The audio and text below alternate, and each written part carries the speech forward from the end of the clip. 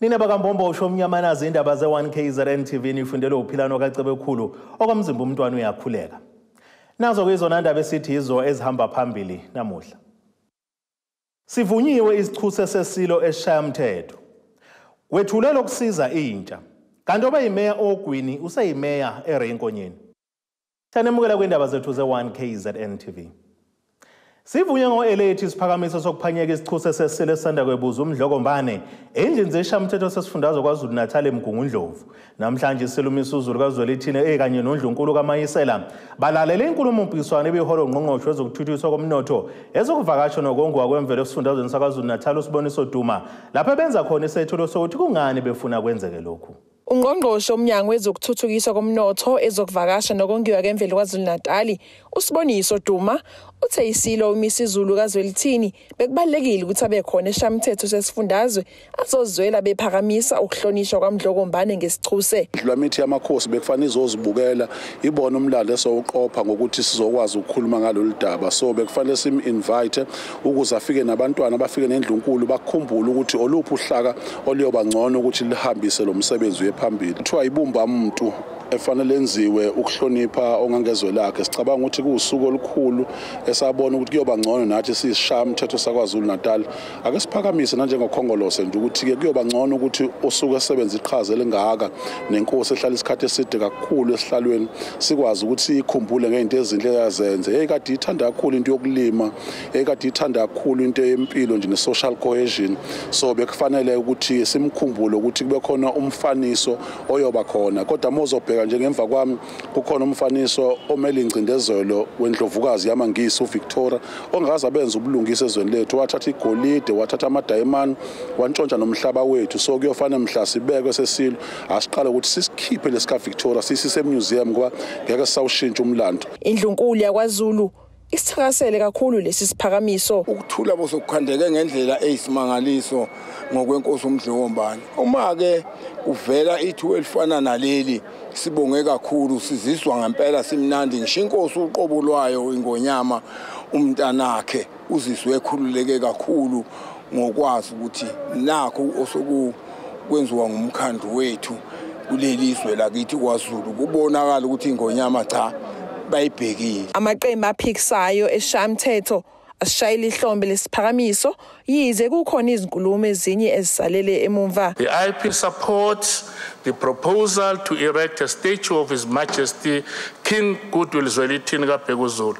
It will not be anything then that has not been done before. Esiphakamisweni kade siphakanyisiwe sisesekele kakhulu njenge-National Freedom Party ukuthi impela makwenzeke ngoba umholi lo esizweni samaZulu obeneqhaza wabusa futhi isikhathi eside. One gets the feeling that the king has been used for political purposes, and we've seen that for a long time by some parties in the province. And I think in some way it shows some disrespect to the late king. That we've suddenly now had this debate sprung upon us.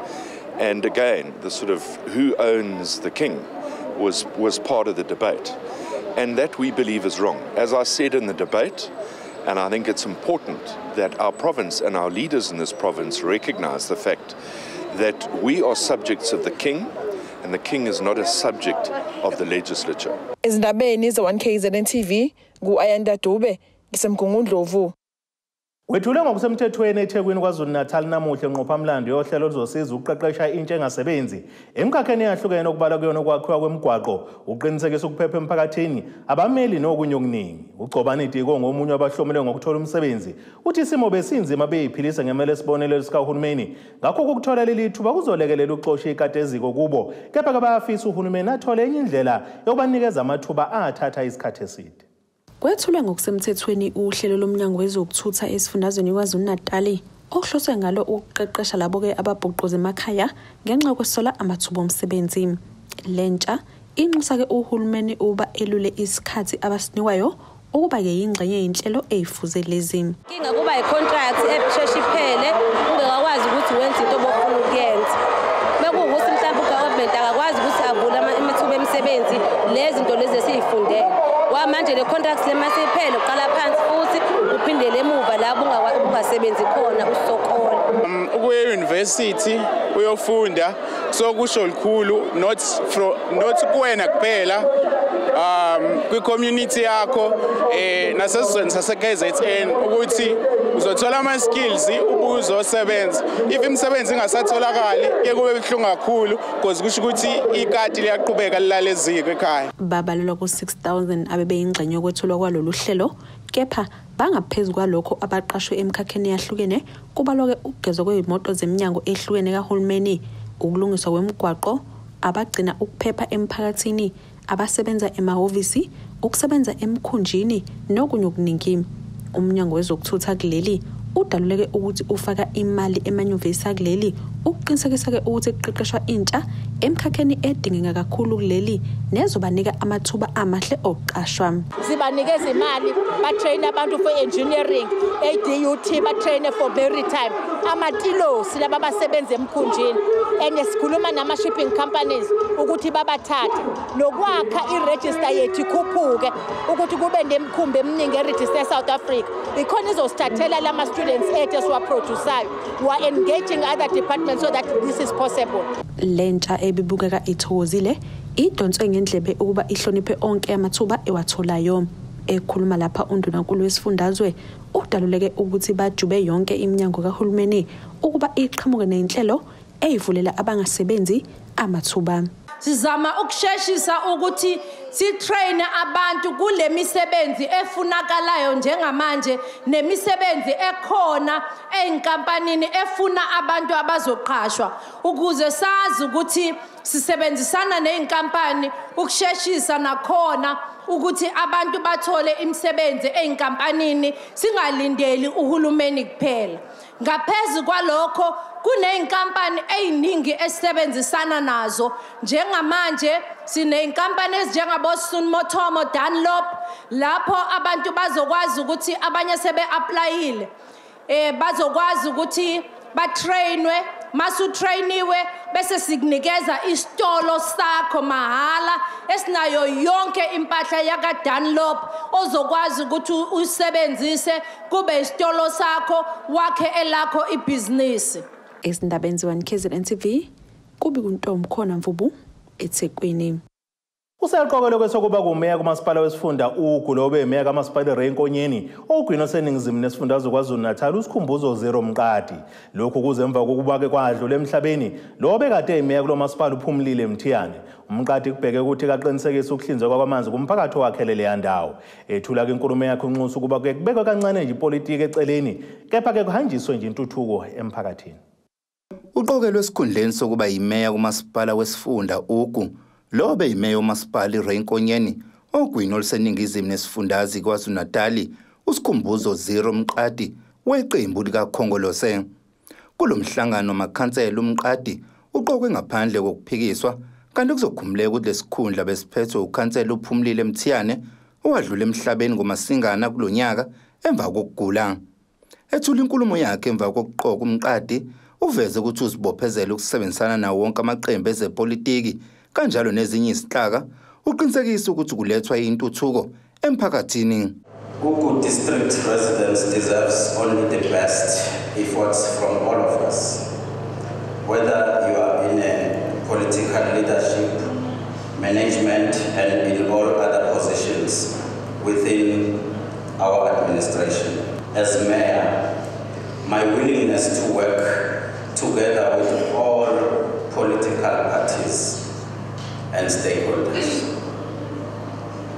This will enable us to find a workable solution for the diverse range of developmental challenges facing our district.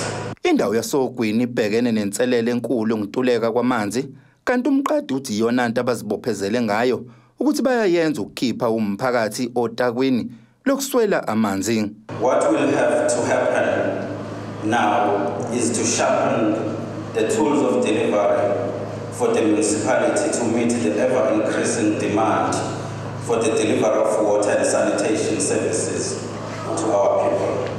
The forward trenches in this agenda in order to grow our district through provision of reliable services of water and sanitation And as I assume this office, my main task is to serve the people and to ensure that we turn our municipality around to respond to the demands and aspirations of our people. Umqadi kubheke ukuthi asebenze kanzima kwazisa umphakathi omningi kulesi sifunda ubhekene nenselelo yamanzi. Ezindabeni ze-1KZNTV kubika ukuthi abantu maphumulo ePortshepstone. Iqembu le-IFP kumasipala e-Alfred Duma selokweshayela elikhulu kiyihlombo ukunqoba kwalo ukhetho lokuchibiyela beluka-29 emhluma yemnambiti. Leli qembu lithi nethemba lokuthi ikhansela elisanda kuqokwa lizosebenza ngokuthembeka kanjalo nobuqotho. Kuzokhumbuleka ukuthi ikhansela le-IFP ebeliphethele wathi phambilini laxoshwa ngemuva kwensolo zokuthi lisebenzisana namanye amaqembu ezombusazwe. Kanti ne-ANC idlulisa ukubonga kubavoti bayo njengoba kinqobile ku-14 ngaphansi kwamasipala inkosi ilanga libalele. Iqembu le-IFP likushayela ihlombe ukunqoba ukhetho lokuchibiyela obeluku-29 emhlumayo. Lokhu kuzemva kokuba ikhansela ledlule lichithiwe iqembu lenkatha ngenxa yokungabethembi ubuholi babo. Isikhulumi se-IFP kwisifundazwe KwaZulu-Natal uThami Ntuli uthi bayathobeka kubantu base-Alfred Duma kanye nabantu bangaphansi komasipala inkosi ilanga libalele. Siyathobeka kodwa ngabantu base-inkosi ilanga libalele nabase-Alfred Duma kwese-IFP kuyethemba. Siyazi ukuthi bekuyisimo besilikhulu kakhulu kwi-IFP lesiyana ngoba amakhansela e-IFP asebenzisana nokhongolose okwakunaney'nsolo zokukhokhelwa imali ukuthengwa kwawo. Iqembu lenkatha labe seliwakhulula. Manje-ke kwawona uqobo abelungenele ukhetho ngomyalelo wokuzolisana nenkatha besaqhubeka nakho ukuthi inkatha ingaphumeleli. Kanti i-ANC kwazile ukunqoba iqembu le-IFP ku-Ward 14 ngaphansi kamasipala inkosi ilanga libalele.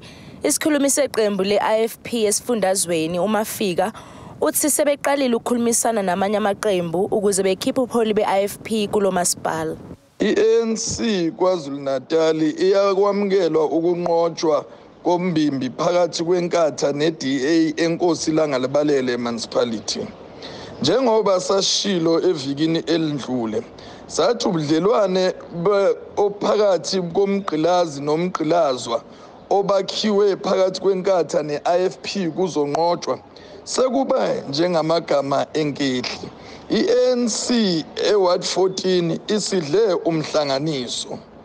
Kuyimanje ubuholi benhlangano buxoxisana namanye amaqembu ukuze kukhishwe ubuholi benkatha enkosi ilanga libalele municipality.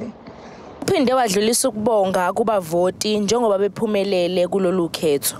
Sithanda ukuthatha leli thuba sibonge wonke umphakathi wase-Ward 14, sibonge amavolontiya ethu, sibonge nobuholi be-ANC kulesiya sifundazwe obusebenze ngokuzikhandla. Khona manjalo uNtuli uthi bazimisele ukuba ukhetho la ku-Ward 14 luqalwe phansi njengoba benezinsolo zokuba iqembu le-ANC lenze okungafanele.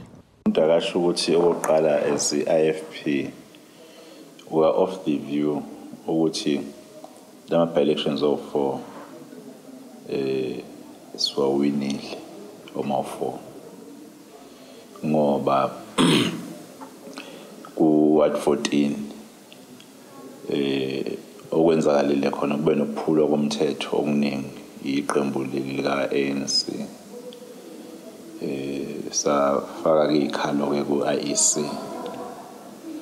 Silindele ukuthi u-IEC akuhloniphe ukukhalaza kwethu, akulalele ukukhalaza kwethu, iqalwe phansi leya by-election.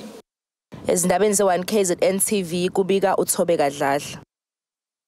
Ake sithi ishelele etolweni nebesilo sobuye sibuye futhi nezinye zindaba.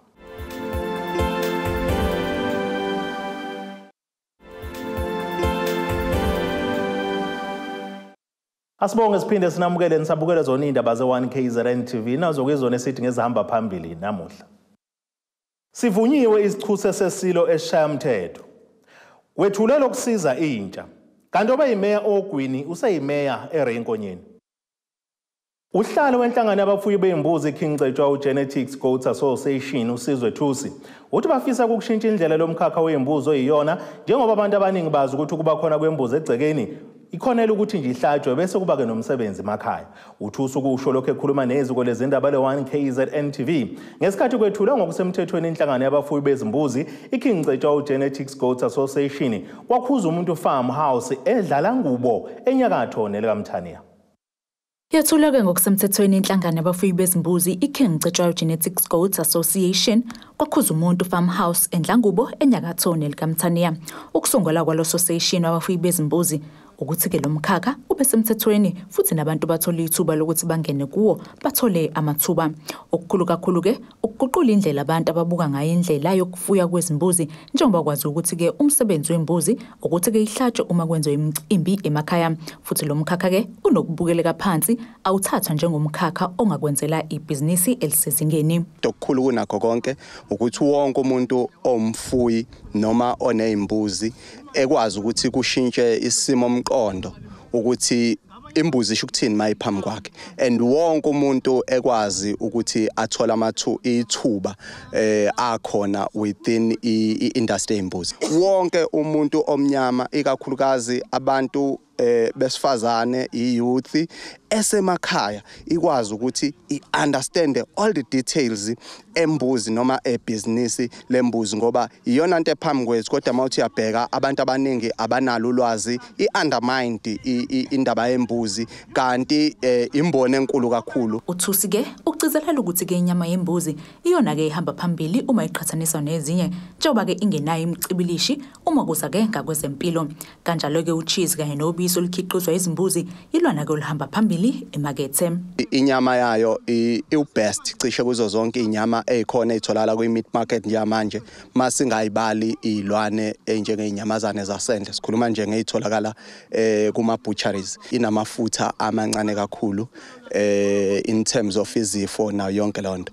Bese kuthi futhi even ubisi lwembuzi siyazi ukuthi ubisi lwembuzi liwubest kulo lonke ubisi olukhona lezilwane and njengamanje njengoba sekukhona ngisho abantwana abangazwani nobisi lwenkomo baphephela obisini lembuzi and lukuyidemand kakhulu ngisho ucheese wembuzi okuyidemand. It's just that okwamanje iprice yakhona isasephezulu kakhulu because ucheese mhlambe sibuka around 650 rand 1 kg wakhona. Baningi abantu abafuye izimbuzi kodwa kabangenalo ulwazi ukuthi-ke zinakekelwa kanjani uma sigula nokuthi-ke hlobo lweni lemithi abangayisebenzisa. Lo association-ke usebenzisana kakhulu-ke nenkampani ethengisa imijovo yezilwane. Sifisa abafuyi ukuthi ngeyikhathi ngabekhathi amasizini bekwazi ukuthi bafundiseke ukuthi ngoba sengena le season yini kufanele ngisebenze njengomfuyi. Uma kuphuma le season yini kufanele ngisebenzise. Ukhumbula ukuthi sikhuluma nje kusebusika imbuzi zizela ngoba size ngembuzi nje la ekhaya. Abantu abaningi bahluleka ukukhulisa amazinyane embuzi. Imbuzi ziyawajomba amazinyane ayifuna ukuncelisa. Fanele abafuyi bekwazi ukuthi lokho kudalwa yini kwenziwa yini futhi singenza kanjani ukuze kulapheke lo ngoba yonto eshayisha abafuyi kakhulu ukuthi seyizela imbuzi amazinyane ekhaya awasakhula seyafa seyahuda. So umuntu umele lokho ukuthenini akwazi ukubalela abafuyi ngokubanika ulwazi olufanele. Lesike izindaba z1KZNTV ngenkosamngeliswe Ngqulunga ngisendlangubo. Njengemizamo yokuzidalela amathuba omsebenzi intsha yasendaweni yaseNdwedwe KwaZulu-Natal iqhamuke nohlelo lokulekelela abantu abakhubazekile kanye nezaguga. Usamkelisiwe ngutshani ongumsunguli weMzansi Unite okuyinhlangano engenza inzuzo uthi bese sisidi isikhathi bebhoquza emakhaya neziqu zabo zemfundo ephakeme kepha ke imisebenzi ingabonwa kanti ngalokhu bazama ukuqeda-ke isihlava sentsha kegcinisa izibandakanye nezenzo zobugebengu kanye nokuba yimlutha eyidakamizwa. Ukwantula amathuba omsebenzi sekholele ekutheni intsha yasendaweni yaseNdwedwe esigodini saseNtaphuka isukume izame ezinye izindlela njengemizamo yokuqinisekisa ukuthi kayitholi isiwela kwizenzo zobugebengu kanye nezidakamizwa. Inhloso yokuthi sivule le kampani engenza inzuzo ukuthi sisize emphakathini, sisize ogogo, silwa ne-gender based violence, silwa nokungabibikho kwamathuba omsebenzi ngoba siyazivulela thina amathuba omsebenzi ngoba sisebenza sihlala emakhaya sifundile kodwa amathuba omsebenzi awekho. Ingakho-ke sithi azizame ukuthi sivule amathuba omsebenzi silwe ne-gender based violence le khona siqinisekise ukuthi nogogo banakekelekile futhi siyabahambela sibawashele sibaklinele sibaphekele sibageza abadinga ukugezwa senze sure ukuthi futhi nane treatment bayidlile nalabo futhi abantu layo sibahambele sihambe enkampanini enkulu sobadonethela ngokudla. Siqinisekisa ukuthi abantu abaze bathatha ama decision wrong ngoba befuna ukuphila or bafuna ukubeka ukudla eplatini. Ngokwembiko yabakwa Stats SA, iNingizimu Afrika ihlezi ku 32.9% ngezibalo zabantu abangasebenzi, kanti ibalo namazwe ahamba phambili ngokwantula umsebenzi. Njengoba ke inyanga kaNhlangulana ithathwa njengenyanga yentsha, ikhathazekile ngokubhuquza emakhaya yize ifundile futhi kunzima ke nokuthola usizo lokuqhuba amabhizinisi esuke isiwaqalile ukudala amathuba omsebenzi. Into engenza ukuthi ngijoyine ngalana ke ukuthi sengihlala isikhathi eside engasebenzi kanti nginawo ama qualifications anginawo ngisiyintsha sonke. Izimo esike sihlangabezane nazo mangabe sambela abantu emzini yabo insiza ukuthi masifike ekhaya kukhona umuntu like osebenzisa ipampers asiyafica mhlambe akanalo akayihola impesheni. So lapho lokho kusiphatha kabi umfica uphinde futhi simshiye enjalo engenalo ipampers. Siyacela insiza nje like ama gloves, ama mask nokunye nje okungasiza ukuthi sikwazi ukuthi siqhubekele kulento yethu esenzayo yokusiza abantu abakhubazekile. UEunice Cele oneminyaka engama76 uchitha isikhathi esiningi ehlala yedwa owenza ke adinge ukunakekelwa. Uthi ke lolu hlelo kaligcine njengokuqinisekisa inhlanzeko kubo, kepha bathola ukuvikeleka njengabantu asebekhulile. Kwesinye isikhathi ngingabi nabo abantu abakhona phakathi kwekhaya nje ukuba ingane zibambela amatoho. Bafike ke labantwana bazongilekelela. Kusho ukuthi lokho ngiye ngikubonge kakhulu ngoba bayenza ama-washing, bapheke, baclean endlini. Lokhu bakwenza ngoba bayazi ukuthi kunogogo abahleli bodwa emakhaya. Thola ukuthi ugogo asakwazi kupheka, asakwazi kwenza lutho, akwazi kuyigeza. Uthola ukuthi ugogo uyangena enkingeni kakhulu ngalokho. Lokho ke kusho ukuthi kuyasisiza ke thina esingasenawo amandla kahle. Kuba khona kwalobo sisa bafika bezosiza abantu abakhubazekile anabagulayo bawusizo kakhulu ngoba befikile bayakulekelela, uyakwazi ukuthola ukuphumula ngalelo langa. Bafike bakline, bamgeza umuntu, bamwashele, bamnika amaphilisi, bamfunza ukudla, bamnikeza ukudla, wena nje usukuphumulile, bawusizo kakhulu. Ezindabeni ze-1KZNTV kube kuntomkhona Mvubu eThekwini.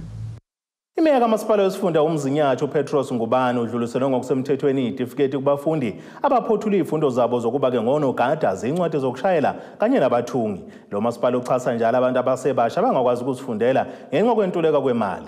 Umbomvu uthi lokhu bakwenzela ukuba intshihlomuli ikwazi ukuzitholela amathuba omsebenzi. Umeya wamasipala isifunda uMzinyathi unikele ngokusemthethweni ngezitifiketi kubafundi abaphothula izifundo zabo zobsecurity, izincwadi zokushayela kanye nabathungi. Umeya uPetros Ngubane uthi umasipala uMzinyathi uyabahlelela abafundi ukuthi bethola abangakwenza uma beqeda ukufunda. Size ukuzobungaza umcimbi walabo bantwana esasibade beqokiwe emawadini abo komasipala bonke bethu bobane eMzinyathi okuwumvoti, umsinga, inquthu nendumeni. Benza ke izifundo emkhakheni ehlukene. Abanye bebenza ukuba babe ama security, abanye benza imisebenzi ngaphezulu kwaleyo ezochazwa mase singena lapha ngaphakathi eminingi. Abanye abantu bathunga banikwa imhlomulo etifiketi namhlanje ngalemisebenzi yabo abayiqedile ezifundweni. Umasipala uMzinyathi wathatha igxathu lokuthi abantu ukuthi basebeqedile ukwenza into abayenzayo ubahlelele abanye i-exit plan ukuthi baphuma benzeni. Uqhube ngokuthi isizathu sokuba benze lokhu ukuthi bakhe intsha yalesi sifunda. I-purpose ukuthi sibakhe babe discipline, sibakhe ukuthi bangahlomula bakazi ukuyifundela amathuba emsebenzi noma kuphi khona ngaphakathi eMzinyathi eminyakweni kahulumeni kanjalo nakumasipala bethu sekukhulekile bakhulekile mase beqeqesha ukuthi bengenza noma yini sebengakwazi ukuba baphume sebephethe icucu abangamanazo ukuthi baqeqeshiwe kulo msebenzi. Kanti omunye wabafundi uthi basizakale kakhulu njengentsha yasemsinga. Ngijabula kakhulu ngalokho kwenzakala la namhlanje. Ngingasho ngithi thina kakhulu abantu abasha esikhathini samanje umsebenzi awusatholakala. Afford futhi ukuthi sizenzele thina i-security ngemali yethu. So sisizakele kakhulu thina siyintsha. Sibonga kakhulu futhi kwimeya. Sibonge kakhulu emakhanseleni. Sibonge kakhulu kothisha labantu besifundisa ngoba basibekezelile. Sihamba siye eGoli sikukhona kade ngingalungi kodwa basibekezelela benzela ukuthi kugcine siphumelelile. Sibonga kakhulu kumeya ngubane. Khona manjalo ikhansela la kule ndawo lidlulise ukubonga. uFrans Dlovu uthi ukufunda kwentsha kusho impumelelo ezizweni sisonke. Ngibongele umphakathi wonke nje ezizweni samaqhamu nasezweni somsinga sonkana ukuthi kube nesandla esifakekayo ukuthi intsha ifunde iqhubeke nolwazi iye phambili ngoba ukufunda kwayo kusho impumelelo esizweni sisonke. Ezindabeni ze1KZNTV kubika uThobekadladla ngisePhomoroyi. Ake siphinde sithi ishelele futhi ezitolo nenabesilo sobuye sibuye nezinye zeindaba.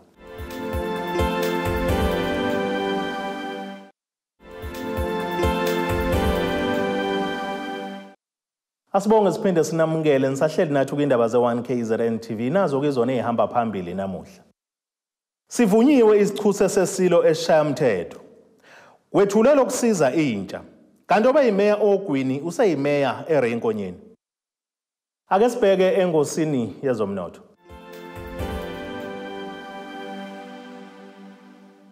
Iranda kuleli ngu-18.74 maqhathaniswa nedola laseMelika bengu-23.69 kupondo waseBrithani libe ngu-20.43 kwi-euro yase-Europe. Intengo yegolide ime $1,903.09 ounce kuthi intengo yoil ongahluziwe yona ube ngu-$74.03 umphongolo. Ake sibheke engosini yezemidlalo.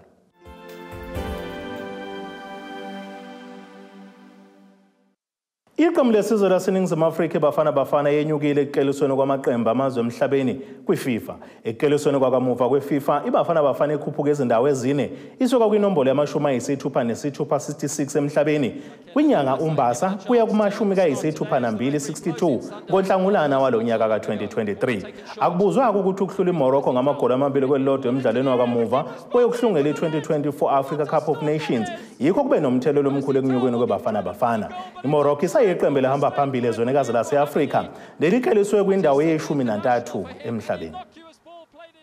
Ake sibheke naso isimo sezulu esingalindeleka.